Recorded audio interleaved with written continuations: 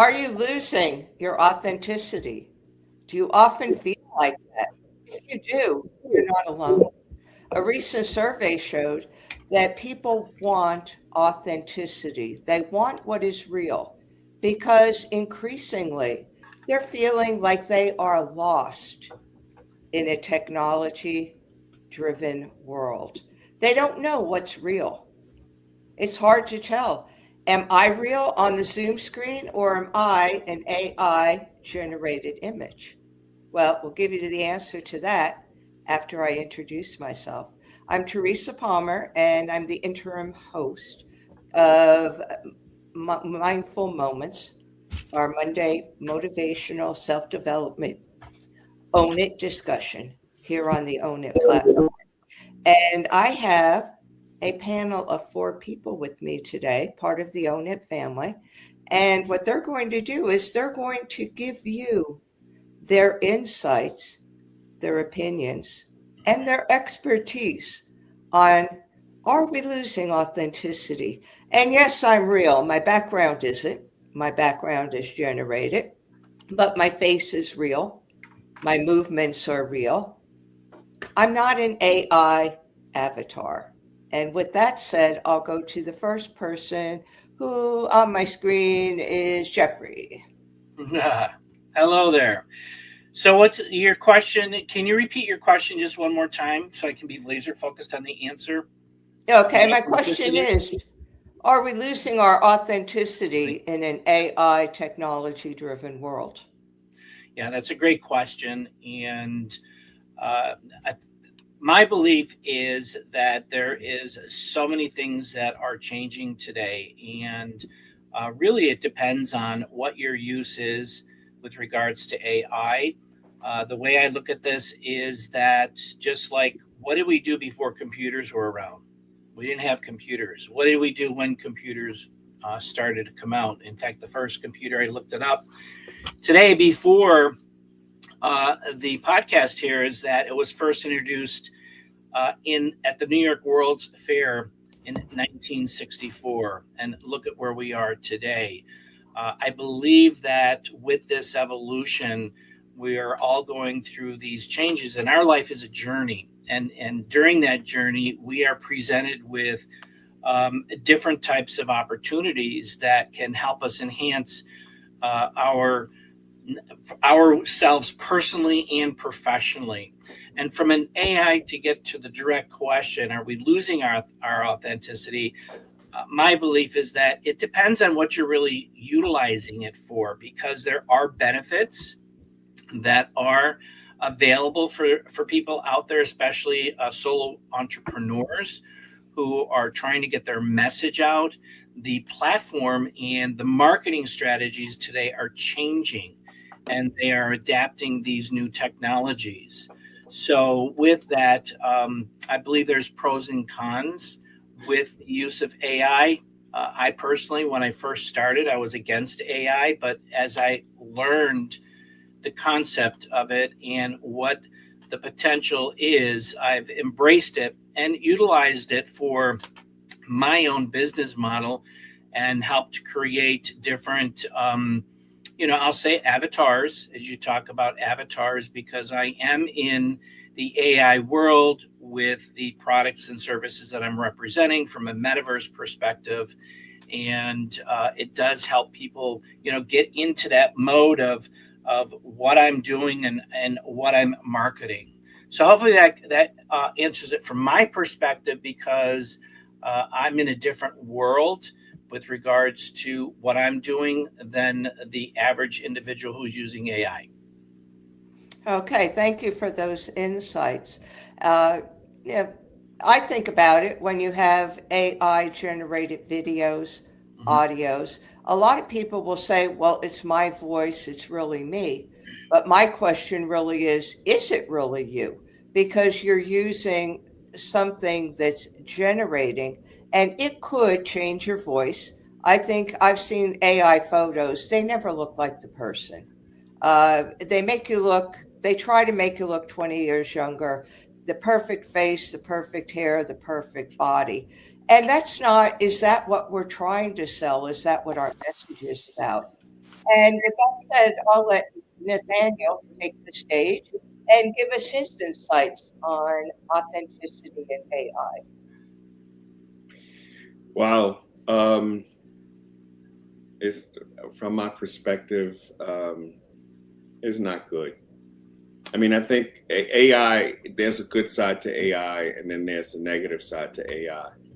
But in terms of the average person understanding AI and what's being put out into the marketplace, unfortunately, there are more negative people that are putting out negative messages or information. All right. So AI itself is nothing but a tool. When you add the people element to it, the users of the tool, then it becomes either a good thing or a corrupt thing. And I spent time going through the internet, just looking at looking at a lot of the AI generated messages that are out there. And there's a lot of stuff that's out there that's just blatantly not true. And so there's a lot of false information that people are getting and taking it as gospel. So discernment, really important. You got to pick and choose what you're going to listen to, what you're going to follow, and what you believe to be real. And that's kind of hard because if you don't have a technology background, you may not be able to differentiate between what's real and what's not real. So it's something that I'm still working through on my own to figure out how I really feel about it. Yeah, I think a lot of people share those same concerns and have that same feeling that you do. And what's interesting is in the publishing world right now, if you submit to any publishing company or any agency a manuscript, a book proposal, they have AI detectors, and you're automatically disqualified if your proposal or your manuscript is AI generated. It's not to say you can't use the ideas, but you have to use it in your own voice. You can't use it with AI. And it's so simple to get caught up in that because you could literally write a book proposal in 10 minutes if you use AI. It'll give you everything you need, but it's not you. And the same thing with book sales. There's filters on that. And especially with things like the New York Times bestsellers list, they actually have detectors in there of who bought bulk books. Like say you make the New York Times bestseller list and you have one company that purchases, say, 500,000 books, gets you on the New York Times bestseller. You're not really a New York Times bestseller because the mechanism the New York Times Literary Committee has for this singles you out as cheating and not being authentic. And they're not authentic book sales because even though you sold that many, you sold it to one individual and they know you're just trying to get the sales. So, we really have to be careful too, because there's all these built-in filters now with companies, organizations looking at resumes, everything that could detect whether you have put the time and the effort in or if it's AI generated. If it is, you're losing your authenticity. And then the question becomes, do you care? And with that, I'll go to Jacqueline LuLu Brown. You're muted, Jacqueline.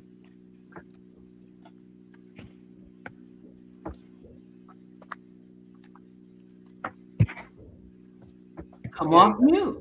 Yeah. Greetings, everyone. It's such a pleasure to be here. And this is a great topic. It really is. And I'm going to be speaking as someone, and I want to clarify because people are going to be like, what? She really said that?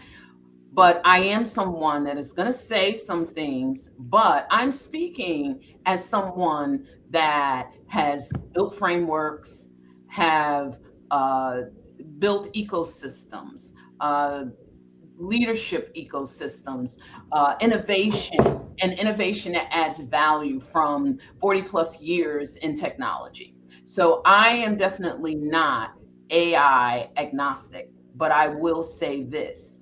We are in a very unclear, and I'm going to say somewhat dangerous time, because when you think about AI, there's no precedent right now. If somebody does something or emulates you and you feel that it's detrimental to your reputation, you literally have to go to court to have that taken down. There's a lot of challenges, because right now AI really is a free for all. I was at an event and there were a panel of lawyers there.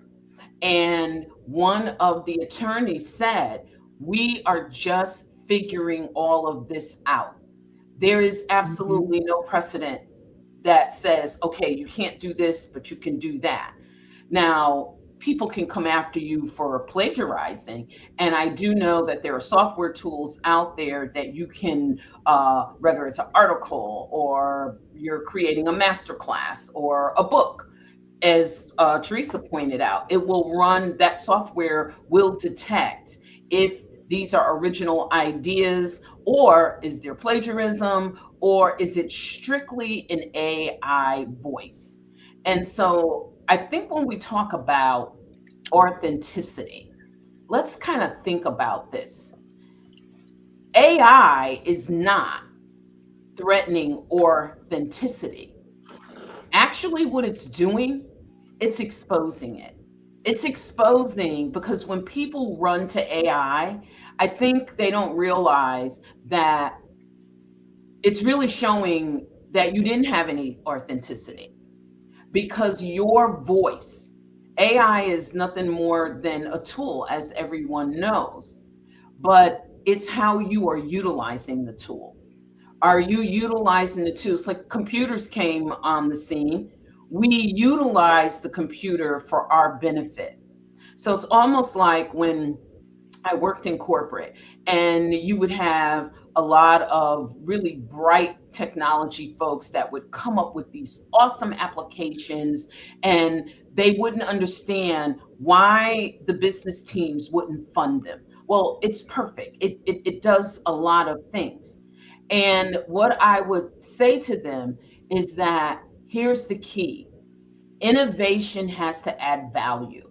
Now, that's one of my trademark themes for the master classes that I teach. The innovation has to add value, not replace something. And if we are not, AI is a learning tool. And if we are not teaching AI who we are authentically, it can't respond with who we are authentically.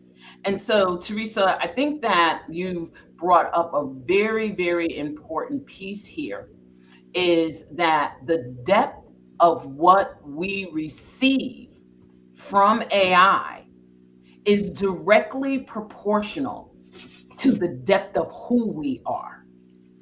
When you are taking the time to say, what is it that I want to convey? And I'm not talking about the nice little cartoons and the little funny things that they do to make jokes and things like that. I'm not talking about that. I'm at the serious level of where Teresa's trying to get today with, is your book authentic? Or are you just trying to throw something out there, see if it sticks? Are you just throwing stuff at the wall to see what sticks? And how much of what sticks is going to generate revenue?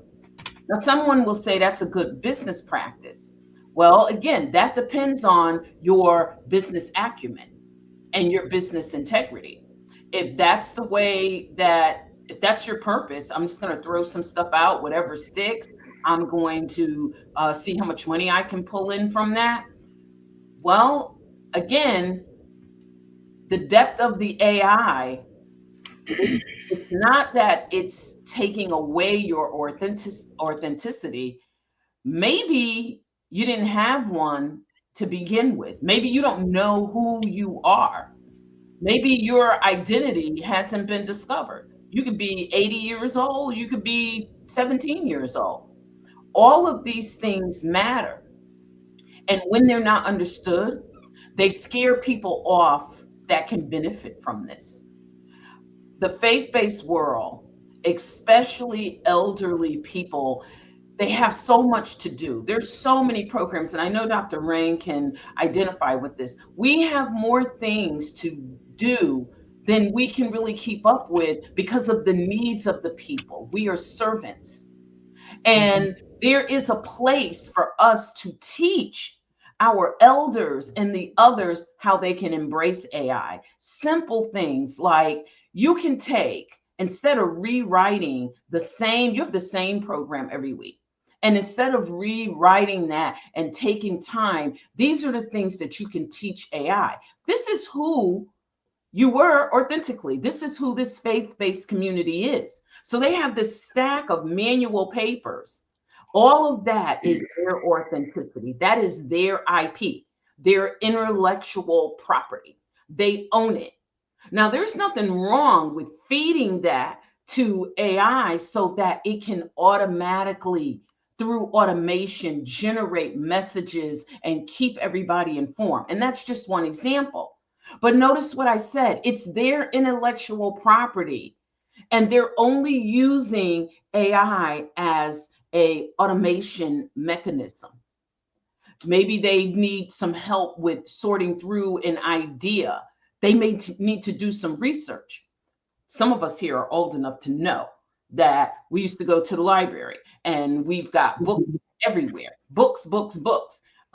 My screen is blurred because I'm in the process of working on a project and I'm pulling because I'm looking for something. And I literally have hundreds of books all over the place, boxes and things that I've been tearing out because I'm looking for something. Now, today you can go in, you're not taken away from your authenticity. You can actually go in and say, I remember such and such a time. You feed the information and you ask them, can they find it? The next thing you know, now you have something like, okay, that's what I'm looking for. So instead of looking in a needle, for a needle in a haystack, now you've solicited AI to help you. It's not giving you and replacing you. You already have it.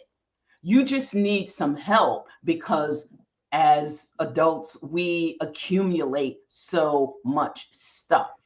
So I think we have to be careful that if you didn't have an identity to begin with, guess what? You're going to look like that person that is replacing yourself with AI. AI is a learning tool. What you feed it is what it's going to put out. And if you feed it something erroneous, it's going to come back and tell you, I can't find that.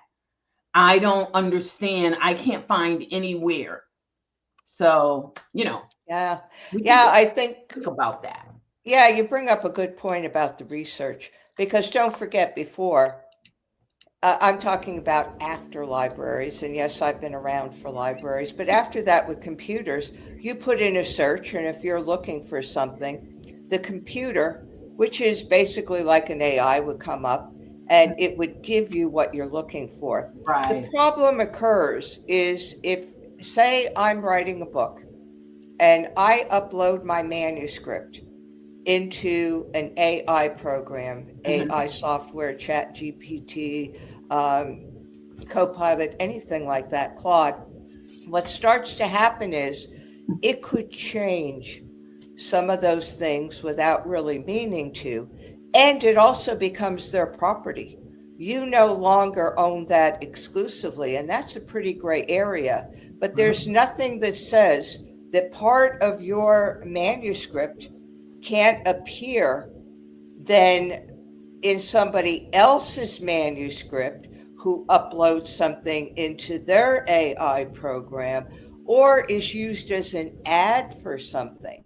Maybe you're researching medication. Maybe you're doing something like that. You upload things into AI. This is what I'm writing. Could you tighten this up or could you do this? Boom, they come out with something, but maybe then that information you're feeding it is going to be used elsewhere. And there's nothing that you could really do about it. As far as lack of identity, I think AI feeds on people without an identity because it gives them an identity. You could get an avatar, you could create a picture of yourself of who you want to be. And you see a lot of that on social media with people getting in and out of these very expensive cars, taking pictures where they're sunning themselves on a tropical island, where they're wheeling and dealing with all the mega giants and corporations. And really, none of that's real, but it's giving somebody an identity. And I will keep quiet now and go on to Dr. Derain. Well, before you go on to me, and good morning, everyone, Dr. Jeffrey and Nathaniel had a comment, so I'm going to let them give their comments before I speak, because I don't want them to get off track from what LuLu was saying and what comment they wanted to make. Yeah, no, thank you, Dr. Derain. LuLu, you brought up some really excellent points, and I've talked to many people today who don't know what a knowledge base is. Right. Thank you. That's the word. Right. And a knowledge base is I'm going to say it's a repository that you feed AI to teach it who you are, what you do, why you do what you do, from previous books that you've written, previous articles, and your business model, everything. You're feeding it to train the AI to be a tool. And that is what I find advantageous for so many of us, because there is just so much going on today that we need to, I find that I need that assistance, and AI does help me from time to time. When I'm stuck at something, I've fed my AI a ton of things, and I'm like, I'm stuck on XYZ. Can you help me out with rephrasing this or putting it into my own voice, because they've already got all this information. Mm-hmm. So that is a positive aspect of AI from a business perspective. Of course, Teresa, you bring up some really great points about the authenticity, but I think about the movies that we see today. They do things with AI, they change things. And this is part of what is today, what's really happening today. So do we embrace it? Do we, reject it? It's a matter of for me, it was a matter of just really understanding the realness. However, I will say there's a lot of negativity about AI, depending on how it's used, because Nathaniel talked about that. Go ahead, Nathaniel. Thank you. I just, as I'm sitting here and I'm listening, my mind is going back in time when I was Associate Dean of Students. And I remember with my colleagues, and I chose not to do it. And this is a conversation that you and I have had, Teresa. My colleagues back then, and probably still do, had teaching assistants, PAs, and those PAs really wrote the materials for the books that they put their names on. So when we talk about authentic, the old way, was that really authentic that Dr. So-and-so put out a book? Or was that the work of the students that was put out there? And AI as a tool can now identify, did that person really write this? Or did that come from somewhere else, right? And then the thought process behind that for me is when we look at authenticness, there's nothing new under the sun. And I've contributed to books, I've written books, and the one truth that I find is there's nothing that I have written in my books or that I have contributed to other people's books that has not already been said and done. It was just said and done from me and my perspective and in my voice, but the information is not new. So like I said, there's a whole lot of exploring that needs to go into this for us to figure this stuff out. So Dr. Rain, thank you so much for letting Jeff and I jump into that. Thank you. I am sure I am the newest kid on the block in terms of AI. I haven't established a knowledge base, and I just think I'm probably too full of myself, thinking that I cannot be duplicated and AI can't do it as well as I can. AI cannot be the diva. It just cannot be. But when we look at that, my concern is not only will it take our authenticity, but will it take our voice? Mm-hmm. Will it replace us at some point where we can just go and push a button and it's generated? Now, Teresa gave a good point. I didn't know that if AI generated that it's, or Chat GPT, that it's not yours. Now, that's information that I didn't know. So when we look at that, we got to look at the pros and cons. My concern is when AI takes people's jobs. That's my heart. Are we using these AI generated conversations? You know, I'm going to be very honest. I'm very irritated when I call and I'm talking to a machine. And at first I don't realize it's a machine until I hear like a lag. And I was like, oh my gosh, this is not even a real person. That irritates me to no end, because what that says to me is you just took somebody's job. And that's where I come from. I don't want to see us replaced by machines, AI, or whatever tools we're using, because it seems like the more innovation we have, the more people are losing their jobs. That's my only concern. If you can press a button and it can take your voice with what you poured into it and create something that's authentically you, then I think that's a good idea. But if it's not authentically you, then I would say that is definitely one of the cons with using AI in any area. My number one concern is I do not want it to replace people. I love the movies and all the different graphics we see. I like the little cartoons that they put on. They're very cute, especially when, they got the little kids singing gospel songs and they're moving. Reality, AI can't preach like I preach. I don't care how much of myself I pour in there. You need a person. I need a person. Amen. I think that's all I have to say. Yeah, I think you bring up some good points. And also the fact that I think a lot of times when AI is used, especially in any kind of business sector, and that could be a company of 1 million or it could be one person, I think what happens is it's used at that point to just get information out, to generate something and to generate income. There was something on the news about it, that even very small businesses are using AI. And the thing is, it said they don't care about their consumers.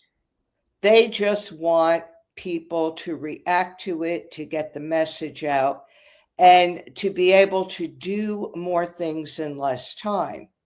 And at that point, we're already overloaded. We already do too many things at one time, most of us. Some of us don't. But if we start using AI just to generate, say I'm giving a talk or I'm doing a master class, if I just use that AI to generate what I'm doing, am I being personal with the people that I want to resonate with? I don't think so, because I'm just putting it out in mass numbers. Somebody said just throwing things at the wall and seeing what sticks. And I think that's where we do lose our authenticity. And I think that's why a lot of times in business, we don't get trusted, because people don't know, why are we really doing this? And if we really take the time to be more personal, I'm not saying spend 24/7 creating something for your course or creating a video, But which would you rather see? If you go on a social media, would you rather see a group like we have speaking, actual people, or would you prefer to just take a snapshot of this, a screenshot, add some AI dialogue, even if it's in our voices, and an AI video, and just say it's us, which is really more authentic? And I think that's the thing that I always get stuck on. We're going to go over a little bit, so if everybody has like 10 more minutes, that's great. Absolutely. Because I think it's hard to do this in just a 30-minute time slot, and I hope we're not losing anyone who is listening to this because of time restraints. So I'm going to go back to you, Jeffrey, and tell us more about AI and authenticity. Yeah, so before I answer that question, LuLu had something to add to Dr. Derain's. Yes. You know, everyone, and this is really to add to what everyone is saying, is that the difference between AI replacing and AI helping is what Dr. Derain said, and Jeffrey and Nathaniel and yourself, Teresa, is that, excuse me, this is not a laziness. You know, lazy use of AI is, generic output, gimmicks. Aligned usage is your structured, authentic prompts, your intentional refinement. And again, your intellectual property. And I keep bringing that up because you're going to see here very soon, you're going to see a shift, and you are going to see some precedents be added because this is so broad and so wide. You are going to see some rules come around it. And those rules are going to protect your intellectual property. Teresa, you had mentioned about how somebody can take, you don't own it. Again, it goes to knowing how to interact with AI. The next time you interact with AI, you tell AI, this is my intellectual property. I am trademarking it. And no one can now, because remember, it is a big knowledge base. It is just a big tank that has lots and lots of data in it. And we live in a world where this data can be parsed and searched at the speed of light. But it's how we interact. Have you told AI, this is my intellectual property, I'm trademarking it? Because believe you me, it's going to remember your login, your sign on, and that you said that. Not only that, you have now protected yourself because you now have proof. And I admonish everyone, I don't care what AI you're using, have a paid one, because the memory is what you want protected. It's not going to do you any good if you're using, oh, I'm going to use this one, it's free for 30 days. Oh, I'm going to move on to this one, it's free for 30 days. You've done nothing to protect yourself. If you have a paid account, you're going to have a memory, and they're going to give you a certain amount of space. And when that space is up, you'll either delete something, you'll download it and put it somewhere else, but you want to keep a record. So I know this is not an AI class, but you want to know something? I really think from a diverse point of view, we ought to think about getting together and talking and teaching in a master class how we effectively use it. Jeffrey effectively uses it. Dr. Rain effectively uses it. Nathaniel, we all can effectively utilize it. It's the knowledge that we don't have in how to protect yourself, how to trademark what you're putting in there, so that when things do come to a place of rules and regulation and somebody else is using, you have that. And it will respond to you. I go back and start playing with it and saying things like trademark. It will come back to you and it will remind you. And you can tell it, I want these words, trademark, this is me. Now, if you're soliciting something that you don't want to have to go, to the library, or you don't want to have to keep typing into Google search forever, you can ask it a question. And when it comes back from giving you some information, or if you say, I might be a little too harsh, can you rewrite this in a more subtle way? If that's not your voice, you type back and say, that's not me. I want it subtle, but I want it to sound like me. These are a lot of things that I think we don't want people to be fearful, but I think we do need to teach people how to be authentic, because we've got the negative side, and then we've got the positive side. And if we can help people to understand how to protect themselves, how to learn more about the tool, how to tap into it better, and also make sure that it's your authenticity, because it can be yours and you will still own it. And for those that want to take the fast path, you know what? There's really nothing that we can do. The only thing we can do is stay authentic and in integrity and keep our business acumen. Now, I'll say this, and I'm done. The pictures. Now, I'll be honest with you. You have to be a really good expert at AI for it to look just like you. If you upload a picture and you say, I want you to do this, I want you to do that, sometimes it won't look like you. Sometimes you have to really play with it, and you have to really keep going with it. So for me, I don't use it for that purpose. I use my own photos. Now, here's the caveat. My husband's a professional photographer. If you go on my page, nothing that you see that I put out is AI generated. That's me. But he's a professional photographer. And so everybody doesn't have that luxury.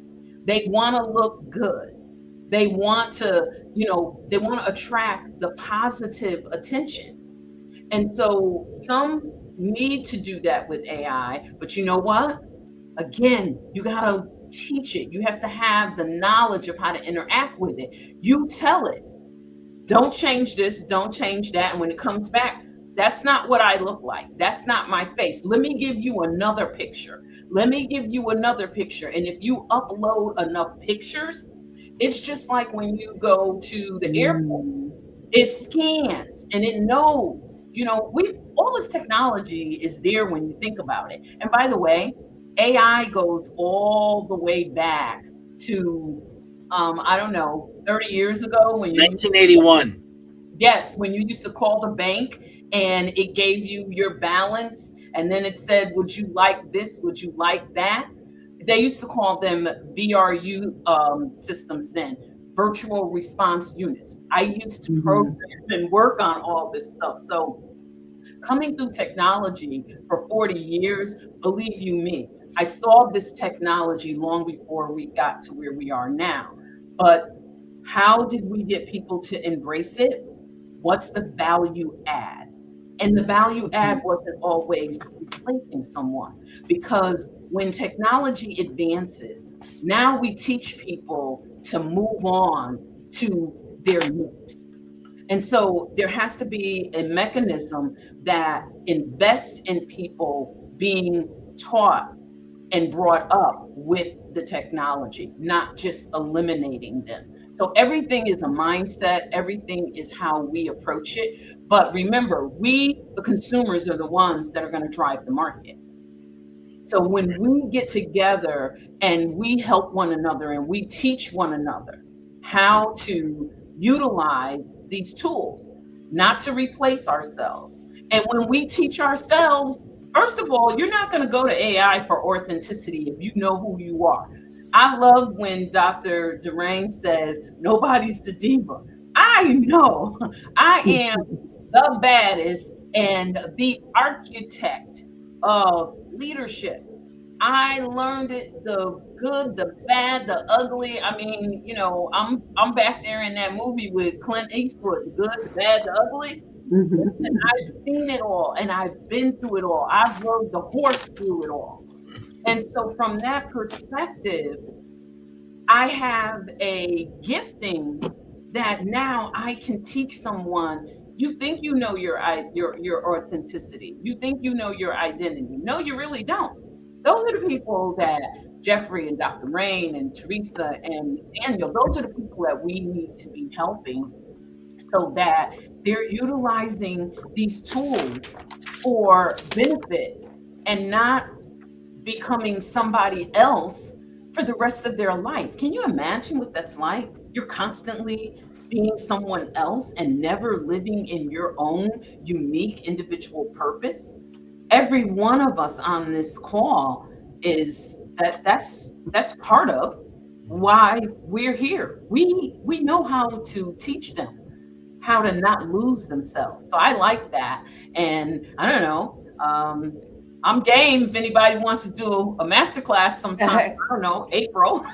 Yeah, I think you need to do one in the Dominican Republic. That was going to be my suggestion. That needs to be one of our workshops, ma'am.